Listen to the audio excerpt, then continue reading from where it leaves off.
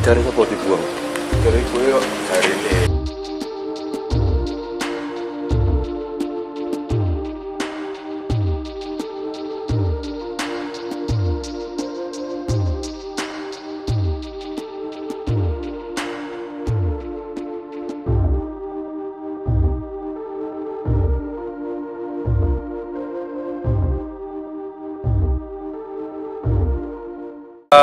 Penemuan mayat yang diduga korban kejahatan di TKP Mugas Kota Semarang ini sekarang dalam penanganan aparat penyidik di Polrestabes Semarang.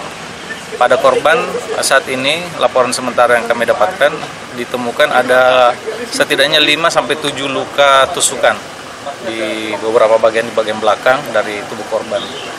Mudah-mudahan kasus ini segera terungkap karena hasil penyelidikan anggota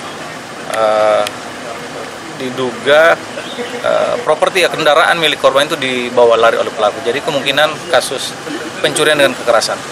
Itu mobilnya berarti punya pelaku ya, Pak? Mobil punya korban, ya punya korban. Jadi terkonfirmasi dari pihak keluarga bahwa korban ini seorang driver. Ya betul. Jadi korban ini seorang driver online yang kemungkinan pelakunya ini adalah penumpang atau pihak lain yang menggunakan kendaraan atau menyewa kendaraan ini.